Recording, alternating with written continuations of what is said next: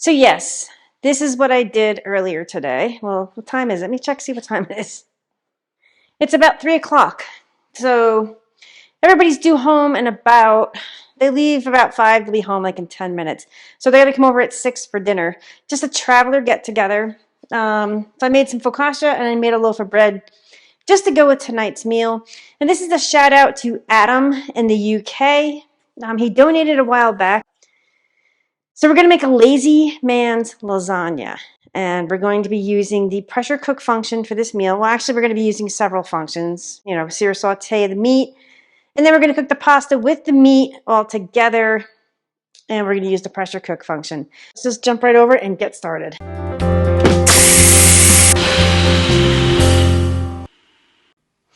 So I'm going to go ahead and turn it on, maybe. There we go. Now we're going to keep it on sear saute. It defaults to high. I'm going to start it on high right now. So I'm adding some ground beef, which is minced meat in the UK, and this is Italian sausage. I remember Adam, he sent me an email, and I'm trying to think what he used. I think he used bacon, because I'm not sure if you guys can find Italian sausage in the UK. If there's any butchers out there, please start making Italian sausage over there. It's so yummy. It's the seasoning that's in the sausage that gives this the flavor. We're just going to break this meat up. I'm going to go ahead and turn it down to 4. The sear saute down to 4. All right, guys, I'm going against the recipe here because this is what happened. I took out too much meat. I'm just coming over here because I'm cutting the casing off the sausage. You guys are just looking at sauteing meat. And if I don't cook this up today, I know what's going to happen. It's just going to go to waste. So this is like double the meat. So we're just going to see what happens with this. Let me just get this done. So the meat is pretty much done. I'm not going to cook it all the way through. There seems to be like grease in here, so I'm going to go ahead and pour that grease off. I just wanted to tell you guys that I did shut the Ninja Foodi off so it stops cooking. Now what I'm going to do, I am going to go ahead and add some diced tomatoes to this. This is a 14.5 ounce can, or 411 grams of diced tomatoes. You don't have to add this. I just want a little texture and body. There. And if you can find the petite, get the petite diced tomatoes, because this is going to leave chunks in the dish, which I don't mind. I actually like it, but some people don't. I'm going to take some granulated garlic. If you have if you have regular garlic, cut it up and put it in here. Have like a teaspoon of garlic. I'm also adding some Italian seasoning. I'm thinking 1 teaspoon of Italian seasoning. Let me mix up some beef broth over here. I'm going to show you guys that I have some warm water, 2 cups of warm water. This is the Better Than bouillon. So we're going to take some of this, put it in here. So there's 2 cups, you're going to use 2 teaspoons or thereabouts. There we go. And just try to whisk it as best you can. It doesn't matter if it's in chunks, as it does actually break down while you're cooking. I'm not going to use penne. I thought about rigatoni. Excuse me. But I'm thinking we're going to use shells today, because I think with the shells it'll actually scoop up the ricotta cheese. Oh, you guys can't see. I forgot to move you. Whoopsies. There, can you see now? There we go. So I'm going to add half this bag. Thereabouts. Whoa.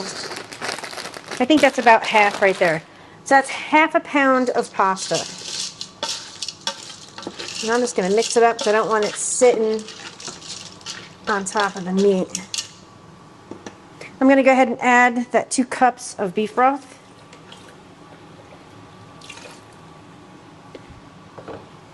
And what else we got here? And I have a jar of pasta sauce.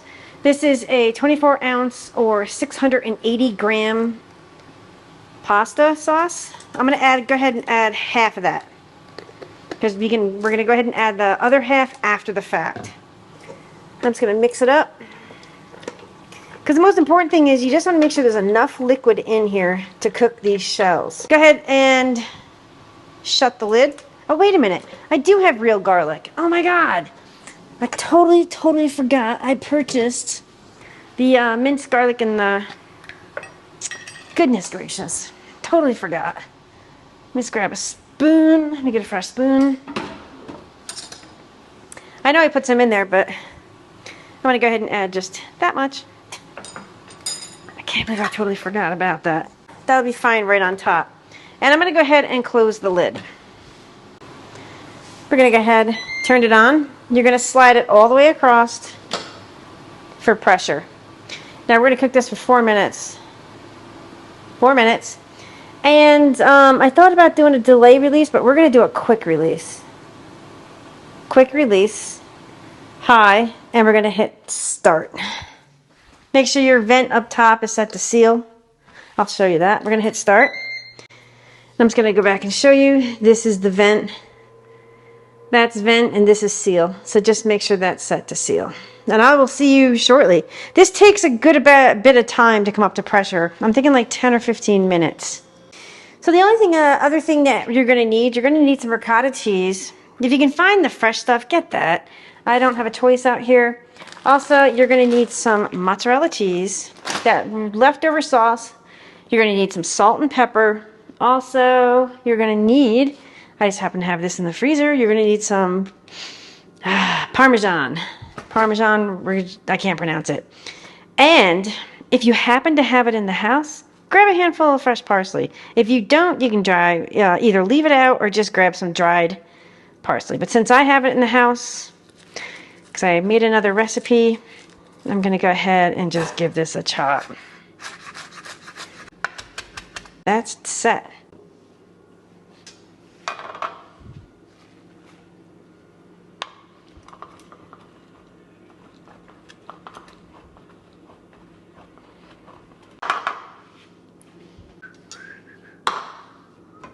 I missed the whole thing.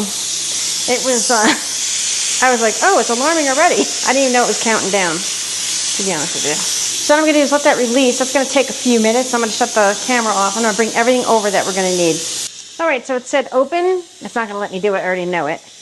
It says open, but it's not going to let me, because you have to make sure all the steam is out before you can do the handle. And it's on keep warm function right now, so that's a good thing, because as I'm adding the cheeses and stuff, that keep warm function is going to help melt that cheese and blend everything together. We're almost there. This took about 4 or 5 minutes. There we go. Now be careful when you open this because of the steam. Oh yeah, baby. Give it a stir. This looks really good. This looks super good. Oh yeah, that meat actually, I think that's great. It's probably like a pound and a half, pound and 3/4 of meat. I'm going to add some black pepper right now, maybe like a ½ teaspoon of black pepper. I'm going to hold off on the salt because I'm not too sure. And let's see here. We're going to take some of that ricotta and put it right in there. Like I said, I'm just going to be eyeballing this. Maybe I'm going to start off with that's probably like a cup of ricotta. Go ahead and grab some of this mozzarella cheese.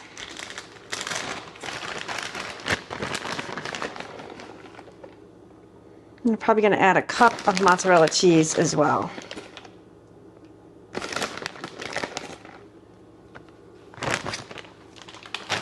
And a couple tablespoons of that Parmesan.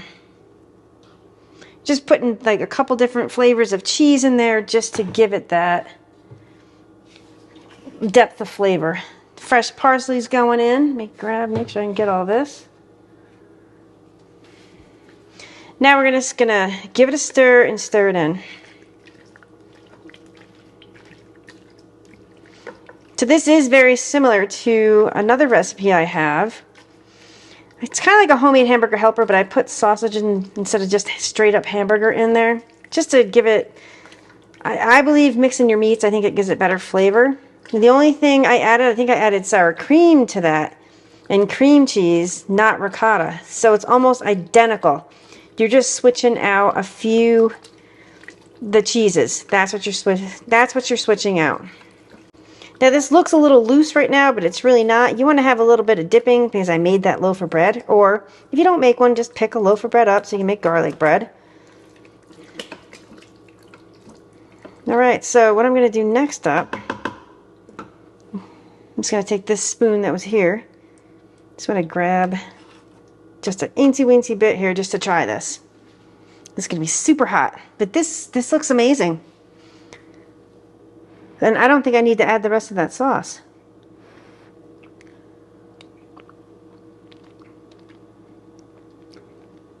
It does taste like lasagna. The flavor is actually really good. I'm going to grab some more of that mozzarella cheese. You're just going to go right across the top of this. Just give it a nice layer of mozzarella cheese.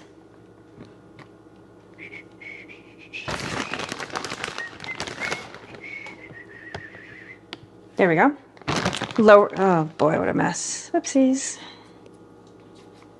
Oh crap. Oh no. I got cheese caught in there. Lower the lid. So what you're going to do is we're going to go ahead and stop it.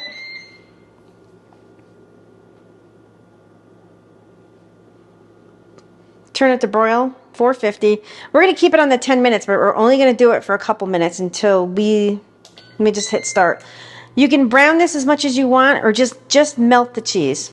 Alrighty, so it's been broiling for about 3.5 minutes. Perfecto.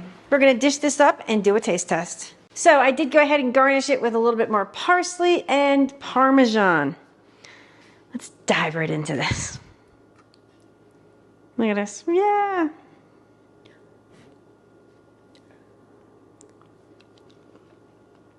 Hot.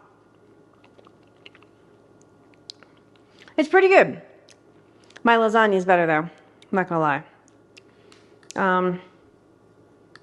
Yeah, it's pretty good. I'm not gonna say it's wow spectacular, like, oh my god, this dish is amazing. It does taste like lasagna, but I think I do prefer traditional lasagna. I'm not gonna lie.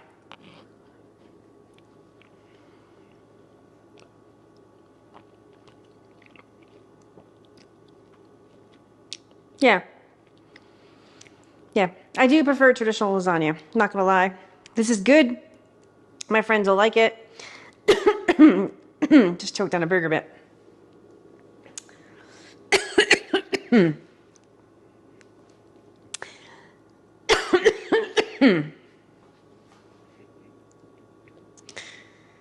So thanks everybody for watching and stay tuned for more videos. Thanks.